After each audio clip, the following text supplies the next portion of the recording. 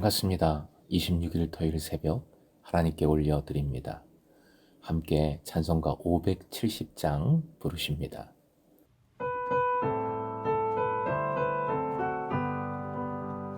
주는 나를 기르시는 목자요, 나는 주님을 위한 어린 양.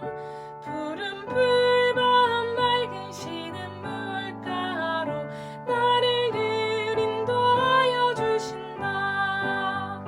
주는 나의 좋은 목자, 나는 그의 어린 양. 저를 따라 꼴을 먹여주시니 내게 부족함 전혀 없어라. 오늘 말씀 마태복음 13장 24절에서 30절까지입니다. 24절부터 30절까지 함께 읽겠습니다. 예수께서 그들 앞에 또 비유를 들어 이르시되 천국은 좋은 씨를 제 밭에 뿌린 사람과 같으니 사람들이 잘 때에 그 원수가 와서 곡식 가운데 가라지를 덧뿌리고 갔더니 싹이 나고 결실할 때에 가라지도 보이거늘 집주인의 종들이 와서 말하되 주여 밭에 좋은 씨를 뿌리지 아니하였나이까? 그런데 가라지가 어디서 생겼나이까? 주인이 이르되 원수가 이렇게 하였구나. 종들이 말하되 그러면 우리가 가서 이것을 뽑기를 원하시나이까? 주인이 이르되 가만두라. 가라지를 뽑다가 곡식까지 뽑을까 염려하노라. 둘 다 추수 때까지 함께 자라게 두라. 추수 때에 내가 추수꾼들에게 말하기를 가라지는 먼저 거두어 불사르게 단으로 묶고 곡식은 모아 내 곳간에 넣으라 하리라. 오늘의 기도 제목, 성숙하고 증거하는 제자로 그리스도의 장성한 분량까지 자라게 하소서. 성숙하고 증거하는 제자로 그리스도의 장성한 분량까지 자라게 하소서. 24절 그들 앞에 라는 표현이 나옵니다. 본문 앞에 2절 3절로 연결되는 표현입니다. 예수님은 현재 이 비유를 무리들에게 하고 계십니다. 좋은 씨 다음에 언급될 가라지와 극명한 대립을 강조하기 위해서 의도적으로 좋은 씨를 강조하십니다. 제 밭이라고 하셨습니다. 밭은 세상을 말할 수 있습니다. 하지만 제 밭, 자기의 밭이라고 강조한 표현으로 보아 교회를 의미할 수 있습니다. 교회를 의미한다고 보았을 때 이 비유는 신앙 공동체 안에 있는 알곡과 가라지를 의미한다고 할 수도 있습니다. 사람과 같으니 헬라어 본문은 한 사람이 그의 밭에 좋은 씨를 뿌리는 것과 같으니 라고 옮길 수 있습니다. 25절 사람들이 잘 때에 그 원수가 와서 곡식 가운데 가라지를 덧뿌리고 갔다고 하십니다.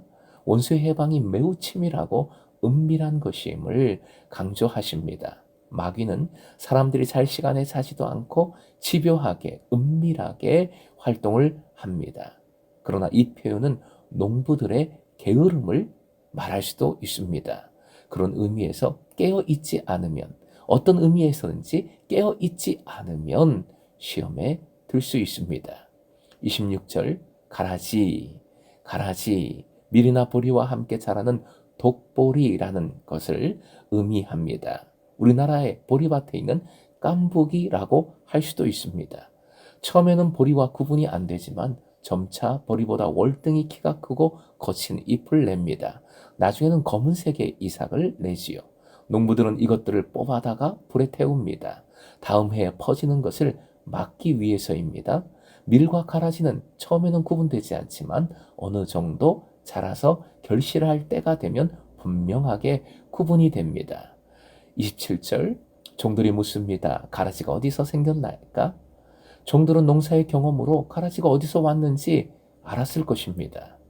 그러므로 이 질문은 어리석어 보이지요?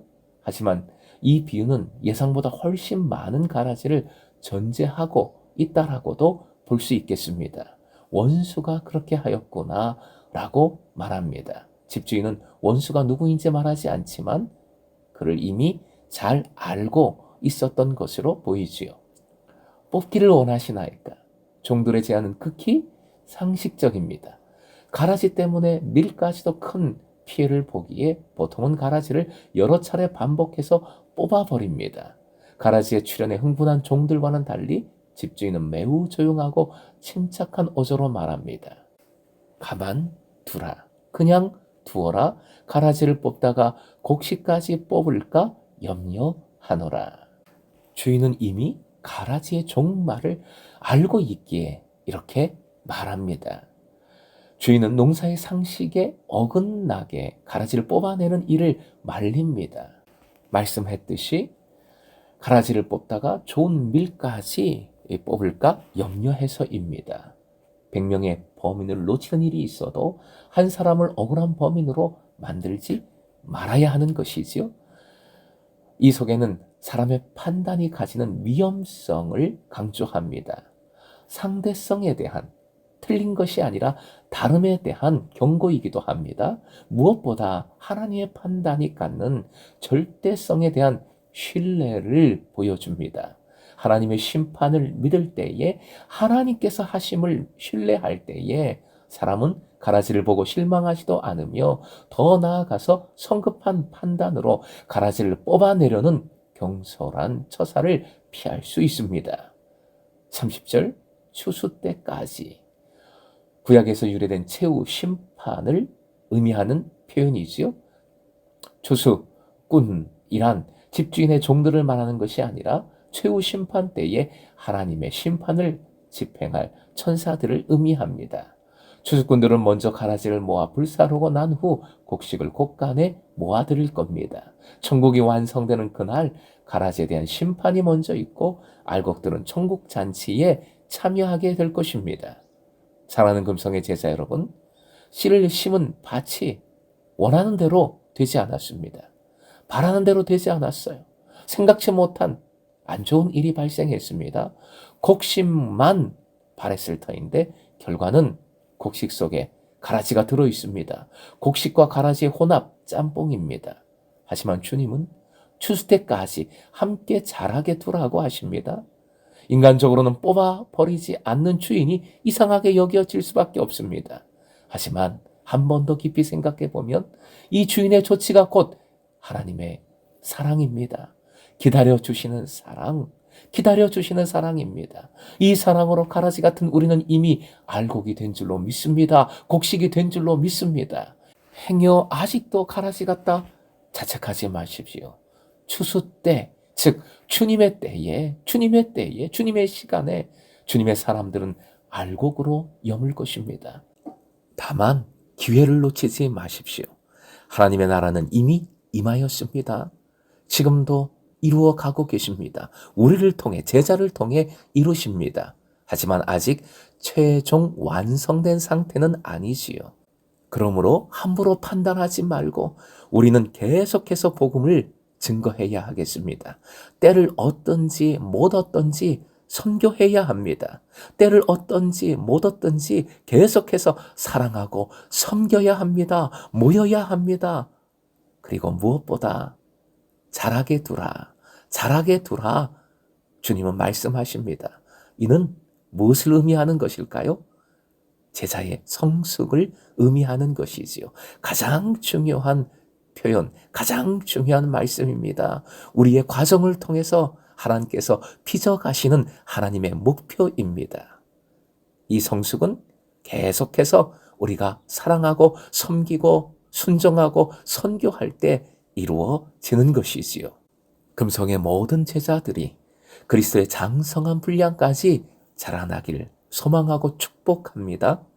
오늘도 주님의 제자로서 끝까지 어떤 상황이든지 사랑하고 섬기고 전하고 모임으로 말미암아 그리스도의 장성한 분량까지 자라나 풍성한 열매를 거두는 여러분 되시길 주님의 이름으로 축원드립니다.